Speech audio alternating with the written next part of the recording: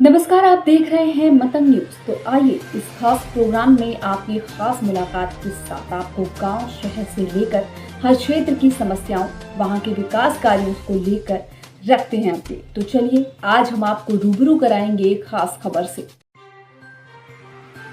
Cabinet मंत्री Shri A K. Sharma ji के स्वतंत्रता दिवस समारोह में उपस्थित सभी लोगों ने 78वें स्वतंत्रता दिवस की हार्दिक शुभकामनाएं देते हुए कहा कि आज का दिन बहुत ही उत्साह व उल्लास का दिन है और हम सब बहुत भाग्यशाली हैं कि हमारे पूर्वजों ने अपनी कुर्बानियां बलिदान देकर बहुत सारी यातनाएं सहकर अपने प्रियजनों को खोकर हमें यह सुंदर अवसर प्रदान किया है। आज हम भारत की आज़ादी में सांस ले पा रहे हैं। उन्होंने कहा कि आज का यह अवसर उन सभी लोगों को याद करने का दिन होता है जिन्होंने स्वतंत्रता संग्राम में अपनी कुर्बानी बलिदान दिया, जिनकी वजह से ऐसा शुभ दिन देखने को मिल रहा है। मंत्री जी ने कहा कि सन 1857 में मंगल पांडे ने सबसे पहले अंग्रेजी सरकार के विरुद्ध स्वतंत्रता के लिए विद्रोह किया। मंगल पांडे ने कहा कि अब भारत माता की चीखें हमसे नहीं सही जा रही है, हमें अपने देश के लिए लोगों को इस सपने के लिए मरना पड़े तो ऐसी जिल्लत की जिंदगी जीने से कहीं बेहतर है। उन्होंने कहा कि अनेक को वीरों के संघर्ष बलिदान के कारण हमें आज आज़ादी मिली है। इसे हमें समझना चाहिए कि और संकल्प ले कि विकास में जहाँ तक हम हो सके अपना सहयोग करना चाहिए। बलिदान देकर अपनी जवानी को खपाकर अपने प्रियजनों को खोकर आज हमें ये सुंदर अवसर प्रदान किया है कि हम भारत की आजाद आबो हवा में हम सांस ले पा रहे हैं। भाइयों बहनों, आज का ये अवसर उन सभी को याद करने का समय होता है जिनकी कुर्बानियों की वजह से, जिनके बलिदान की वजह से हमें आज का ये शुभ अवसर देखने का, शुभ दिन देखने का मौका मिलता है। उन सभी को याद करने का अवसर है जिन्होंने अपने परिजनों को खोया। उन सभी को याद करने का अवसर है जिन्होंने अपनी जवानी जेलों की काल कोठरियों में बिताई। उन सभी को याद करने का अवसर है जिन्होंने हंसते हंसते फांदी के फंदे को चूम लिया। उन सभी को याद करने का अवसर है जो स्वतंत्रता की संग्राम में बहुत से ऐसे लोग हैं जिनका नाम भी लिस्ट में नहीं लिखा गया और उनको अनजाने रीत से रूप में अंग्रेजों ने मार करके दफन कर दिया। उनका पता भी नहीं चला, उनके घर उनकी लाशें भी नहीं पहुंच पाई।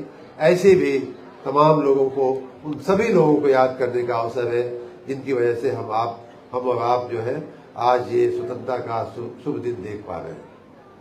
उसके बाद भारत की आज़ादी मिलने के बाद कि आज जो 77-78 साल हुए हैं, उसके बीच भी कई बार हमारे देश की सरहदों पे और हमारे आंतरिक सुरक्षा को कई बार खतरे आए, लड़ाइयां हुई। उन सभी वीरों को भी याद करने का आज का अवसर है जिन्होंने अपनी जान की कुर्बानी देकर, अभी कारगिल के शहीद यादव जी को हम लोगों ने अभी उनके पिताजी को, उनके परिजनों को सम्मानित किया। इसी प्रकार अन्य कई वीरों के परिजनों को हम लोगों ने सम्मानित किया। तो उन सभी हमारे शहीद सिपाहियों, हमारे लड़ाकू वीरों, सभी को याद करने का भी अवसर है जिनकी वजह से हम सभी सुरक्षित हैं, हमारा देश सुरक्षित है, हमारे देश की सीमाएं सुरक्षित हैं। मैं चाहूंगा कि उन सभी के बलिदान के लिए, उन सभी स्वतंत्रता संग्राम सेनानियों के लिए आप सभी एक बार जोरदार तालियां बजाकर उन सबको बधाई। एक आप लोगों ने मंच पे आज की जो प्रस्तुतियां हुई हैं, उसमें एक प्रस्तुति जो मंगल पांडे जी की थी, उसके कुछ शब्द अगर आपको याद हो, मैं याद दिलाना चाहूंगा। 2 शब्द कहवाए गए हैं, जिसने भी लिखा है, जिसने भी कहवाया है, बहुत ही मैं उनकी प्रशंसा भी करूंगा उस नाटिका के लेखक को। हैं तो बातें वही इतिहास की, लेकिन कहने का तरीका अच्छा होता है तो और अच्छा लगता है। मंगल पांडे जी कहते हैं कि मित्रों, अब भारत माता की चीखें हमसे नहीं सही जा रही है। आपने ध्यान दिया होगा तो ऐसा मंगल पांडे के मुंह से कहवाया गया। और फिर 1 मिनट बाद उनका दूसरा शब्द था कि हमें अपने देश के लोगों के सपनों के लिए अगर मरना पड़े तो ऐसी मौत जो है, ऐसे जिल्लत की जिंदगी जीने से बेहतर है। तो क्या थी वो चीखें? भारत माता की चीख का क्या मतलब?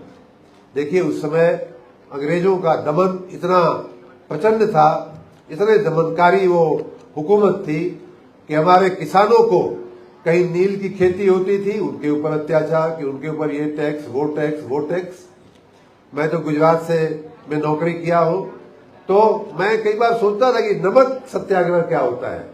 नमक उगाने वाले, नमक पैदा करने और समुद्र के किनारे जो लोग रहते हैं, वो नमक, समुद्र के पानी को रोक करके नमक बनाते हैं। वही नमक बनाने का यही तरीका होता है। नमक पैदा करने वालों के ऊपर अत्याचार, किसानों जो नील उगाते थे, नमक बनाते थे, ऐसे किसानों के ऊपर अत्याचार। तो वो किसानों की चीखें थी, उन नौजवानों की चीखें थी जिनको जो है फरमान आए दिन अनर्गल फरमान करके, कोई नौकरी पे नहीं जाओगे, ये काम नहीं करोगे, वो काम नहीं करोगे, घर से एक प्रस्तुति में बताया गया घर से 8 बजे के बाद नहीं निकलोगे। ये हमारे समाज के ऊपर फरमान लगा करके उनको दमन करने का तरीका अंग्रेजों का था। वो चीखें थी। हमारे जो उद्योगकारों के, अभी यहाँ जो हमारे ओडीओपी का काम है, काली मिट्टी का, काले बर्तन बनाने का, ब्लैक पॉटरी बनाने का, ऐसे कारीगर हमारे हर गांव, हर क्षेत्र में, हर जिले में लाखों हजारों कारीगर जो हैं, जिनके धंधों को, जिनके व्यापारों को नष्ट कर दिया गया अंग्रेजों के गैर प्रशासन की वजह से, गलत प्रशासन की वजह से। ऐसे कारीगरों की चीखें थी। तो जो मंगल पांडे कहते हैं कि वो चीख सुनी नहीं जा रही है और विद्रोह करना पड़ेगा, फिर कोई पूछता है भाई विद्रोह में हम सफल होंगे, तो कहते हैं नहीं, सफल नहीं होंगे, मर जाएंगे, लेकिन ऐसे जीने से अच्छा है। हमारे देश के सपनों के लिए हमें मरना है। हमारे देश के लोगों के सपनों को, सपने क्या थे उनके, सोचिए 1857 में अगर ये बात हमारे वीरों के मन में आई कि अंग्रेज जो है हमारे देश के नागरिकों का सपना पूरा नहीं होने दे रहे। 57 से लेकर के 47 तक की जो लड़ाई चली, स्वतंत्रता मिलने तक की जो लड़ाई चली, उसमें हजारों लाखों लोगों ने जो कुर्बानियां दी, जो कष्ट सहे, उन सब के मन में कोई न कोई सपना तो था भारत को लेकर के, हमारे आपके जीवन को लेकर के कोई न कोई सपना था कि हमारे भाई बंधु, हमारे देश के लोग, हमारे नागरिक, हमारी बहनें, हमारे नौजवान हमारे देश में इस तरह से जिएंगे, पढ़ेंगे, लिखेंगे। वो सपने क्या थे? वो सपने भाइयों और बहनों ये थे कि हम सब एक अच्छे समाज के रूप में, संगठित समाज के रूप में खुशहाली का जीवन गुजारें, खुशहाली और तरक्की और बरकत का जीवन गुजारें, हमारा देश विकसित हो। ये सपने थे हमारे लोगों के, जिन्होंने अपनी कुर्बानियां दी। मैं चूंकि आजमगढ़ जिले में खड़ा हूं, अब वो सपने जो है, मुझे तो ऐसा लगता है कि 75 साल, 70 साल, 78वां स्वतंत्रता दिवस हम मना रहे हैं, 70 साल तक भी वो सपने जो है पूरा होने में बहुत समय लग गया और बहुत सारे सपने जो है पूरा नहीं हो पाए इसी देश में। आज हमें लगता है, हम सबको लगता है, आप भी हमारी बात से सहमत होंगे कि अब वो जाकर के माननीय नरेंद्र मोदी जी की सरकार जब से आई है, तब से उन सपनों को एक एक करके पूरा करने का काम किया जा रहा है। माननीय योगी जी की सरकार जब से आई है, प्रदेश में उन सपनों को पूरा करने का काम हो रहा है। वो सपने क्या थे, मैं थोड़ा डिटेल में अगर बताऊं तो आजमगढ़ की अगर बात करूं तो ये जिला, मुझे तो बड़ा, एक बार किसी एक पत्रकार ने लिख भी दिया था, मैं जब गुजरात में नौकरी करता था तो एक पत्रकार ने हमसे ऐसे ही बातचीत होती थी, हंसी मजाक कभी होता था, तो वो आजमगढ़ का नाम लेकर के हमको चिढ़ाता था कि आजमगढ़ कैसा है आपका। तो ये बातें होते होते एक बार उसने लिखा मीडिया में, तो उसने लिखा था कि मोदी जी के मुख्यमंत्री कार्यालय का भी आजमगढ़ का कनेक्शन है। मतलब ये कांड हमारे ऊपर व्यंग किया गया था, उसमें कोई दिक्कत नहीं थी। तो आजमगढ़ अच्छी चीजों के लिए नहीं जाना जाता था। आजमगढ़ काली कारतूतों के लिए जाना जाता था, और वो यही नहीं, पूरे देश में न जाना जाता था, शायद विदेश में भी जाना जाता था कि ये व्यक्ति, ये जो ऐसे लोग हैं वो आजमगढ़ से आते हैं। काली कारतूतों के लिए जाना जाता था। अब जो है अपना आजमगढ़ ब्लैक पॉटरी, काले बर्तन के लिए जाना जाता है, और ये हमारे माननीय मुख्यमंत्री जी की, माननीय प्रधानमंत्री जी की देन।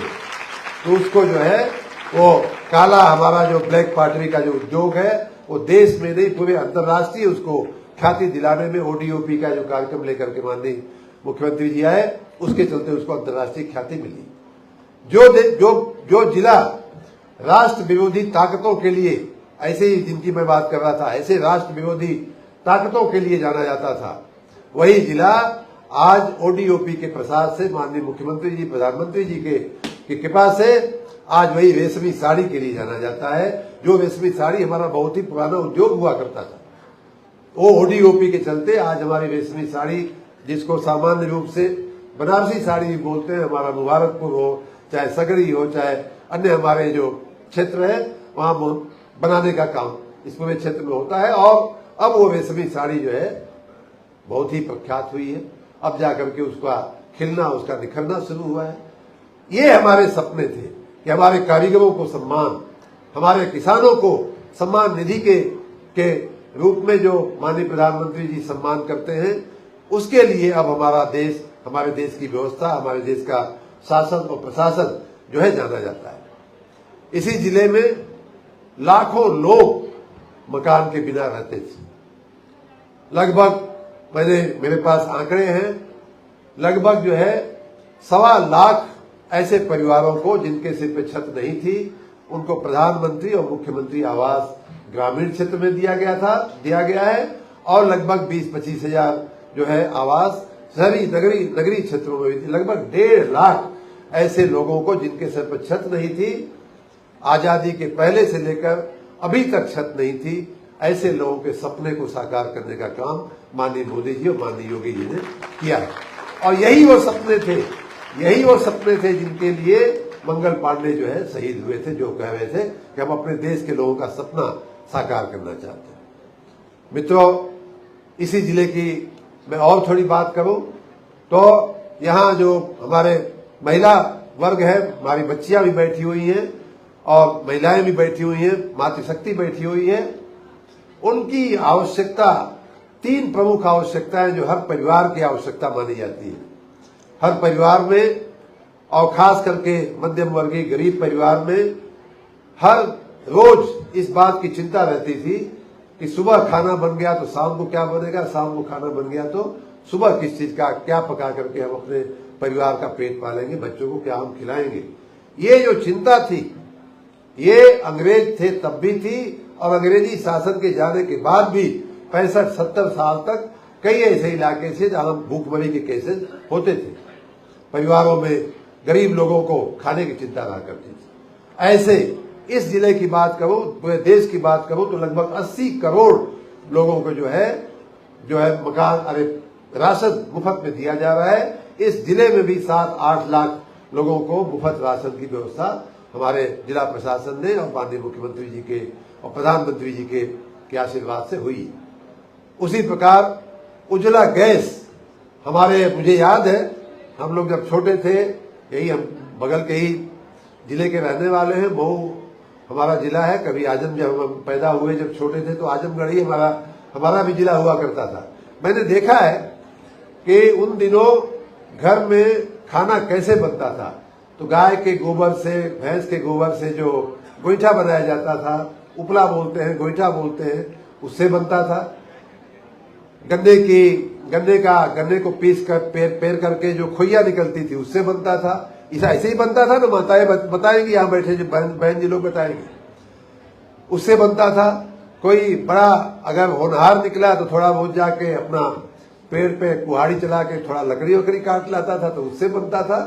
कुल मिला के ये तीनों साधन ऐसे थे, चाहे गाय का गोईठा हो, उपला हो, चाहे खोइया हो, चाहे लकड़ी हो, इन तीनों से धुआं निकलना जो है निश्चित होता था, धुआं अवश्य निकलता था। और वो धुआं हमारे माताएं बनाती थी, चाची जी लोग बनाती थी। हमने देखा है कैसे उनके फेफड़े को जा करके उसका असर करता था, अकाल मृत्यु हो जाती थी महिलाओं की। ऐसे में से ऐसे सपने कि भाई खाना बनाओ, खाना जो है बनाना, और खाना सेहत के लिए होता है, स्वास्थ्य के लिए होता है। बीमार होकर धुआं जो है अंदर अपने लेकर के, उसके लिए नहीं होता है कि माताओं बहनों की उम्र जो है कम हो जाए। और इसमें से मुक्ति दिलाने का काम इसमें से मुक्ति दिलाने का काम नरेंद्र मोदी जी ने किया है। ये सपने थे।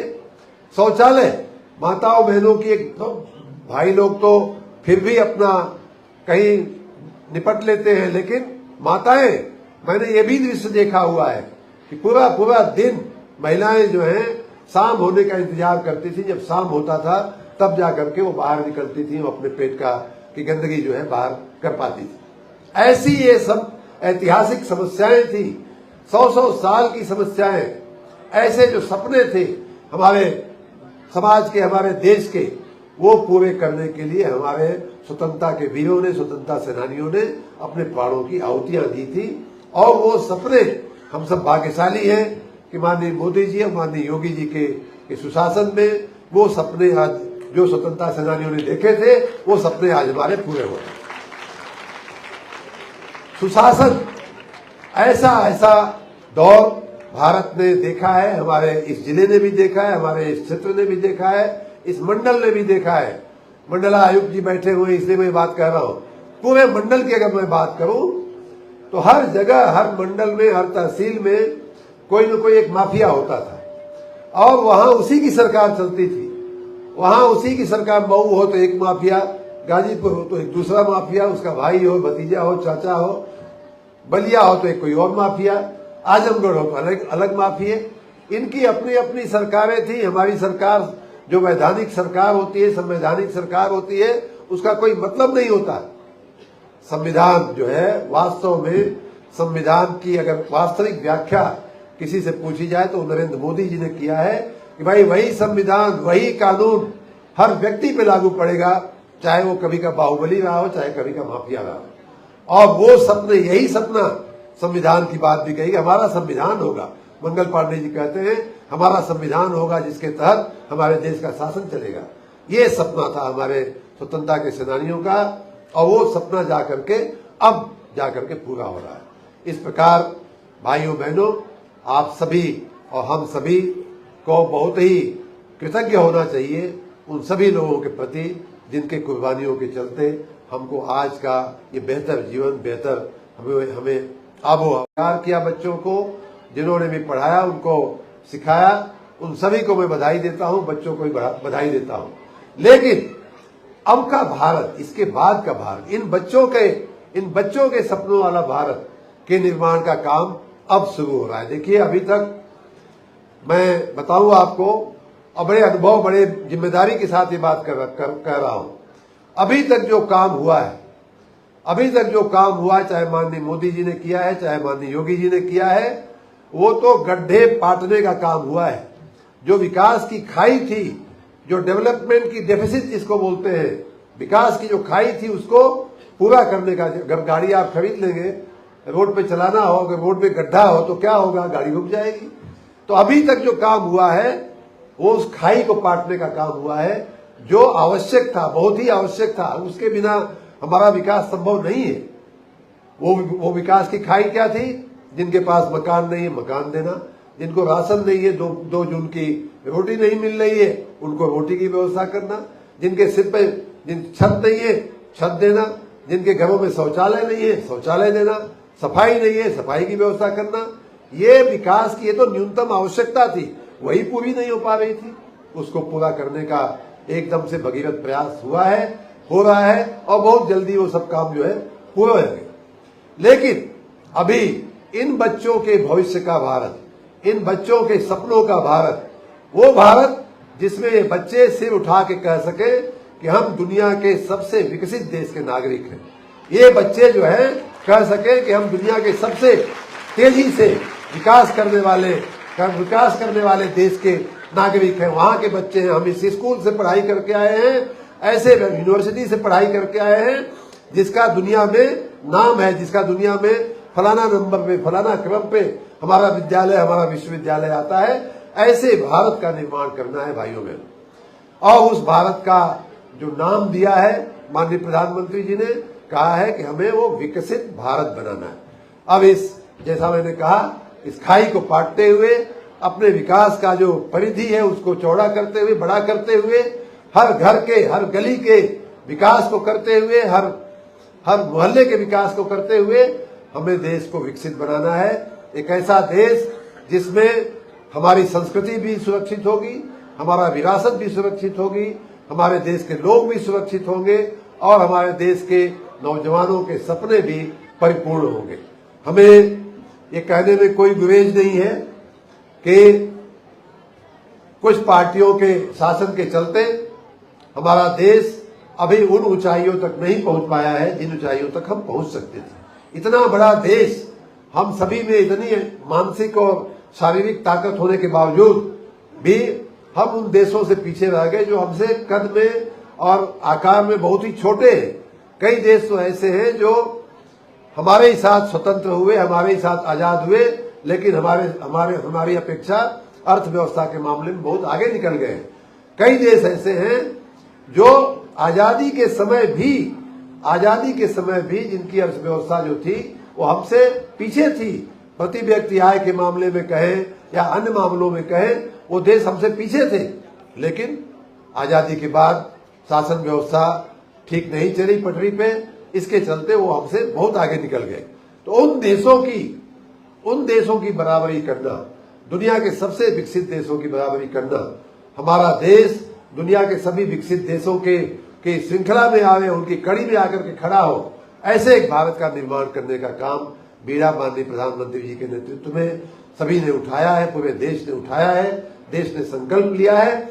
और आज के इस अवसर पे हम सभी को भी संकल्प लेने का अवसर है कि ऐसे सपने जिनके लिए माननीय प्रधानमंत्री जी कई बार कहते हैं, उनके मुंह से हमने कई बार ये भाषण सुना है कि देश की आजादी के लिए अपना प्राण देने का, अपना जीवन गंवाने का, बलिदान देने का अवसर तो हमको नहीं मिला, लेकिन हमें अवसर अवश्य मिला है अपने देश के लिए जीने का और जीते हुए कुछ कर गुजरने का। तो ये हमारे आपके लिए मित्रों, कुछ कर गुजरने का का संकल्प लेने का भी आज का ये अवसर होता है।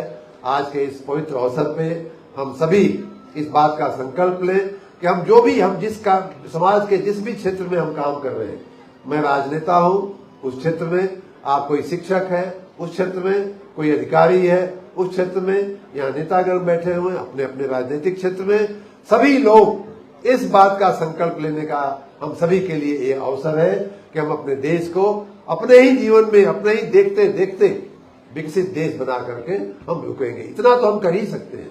हम अपनी जान देने की हमारी हिम्मत है या अवसर नहीं है हमारे पास, लेकिन हम जीते हुए कुछ ऐसा करें।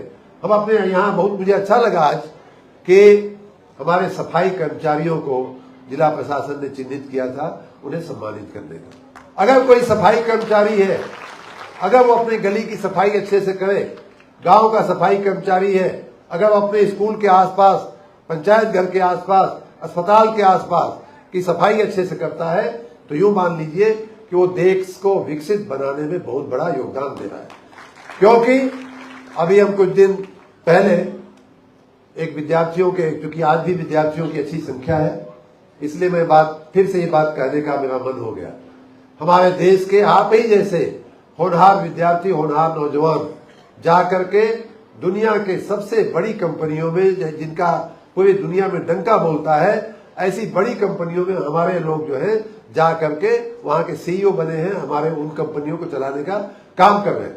उदाहरण के रूप में गूगल का सीईओ, गूगल के बिना आज की दुनिया संभव नहीं लगती है। गूगल कर लो, गूगल कर लो, गूगल कर लो। वो गूगल जो सूरज और चांद की तरह सर्वत्र व्याप्त हो गया है, उस गूगल कंपनी का सीईओ कौन है आपको मालूम है बच्चों? कहाँ के हैं? अपने हैं, अपने। अगर वो सुंदर पिचाई को एक अमेरिकन कंपनी बुला के कहती है, वाह क्या बात है, आप बहुत होनहार हैं, आइए हमारी कंपनी का सीईओ बन जाइए, और वही अमेरिकन जब सुंदर पिचाई के शहर में आता है, गांव में आता है, तो कहता है क्या गंदा शहर है, क्या कैसे लोग आप लोग रहते हैं। ये फर्क है।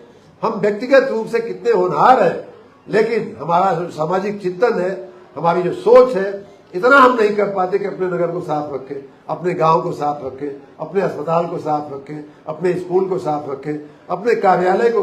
अरे आज जिलाधिकारी कार्यालय तक में लोग चढ़ते उतरते सीढ़ियों पे क्या कर जाते हैं आप देखते हैं।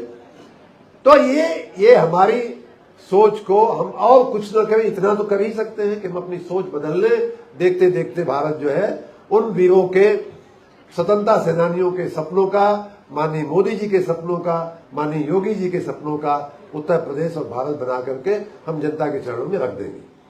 हमें आज हर जगह सुनने को मिलता है कि हम ऑफिस में जाते हैं, कोई सुनवाई नहीं होती, लोगों में यहाँ असंतोष रहता है। सभी हम कर्मचारी अगर ठान लें आज के मौके पे कि नहीं, हम एक भी व्यक्ति को अपने ऑफिस से निराश होकर के नहीं जाने देंगे, कोई एक भी व्यक्ति हमारे ऑफिस से हमारी सुनवाई के बिना हमारे कार्यालय से वापस नहीं जाएगा। सबकी बात कर पाना, पूरा कर पाना संभव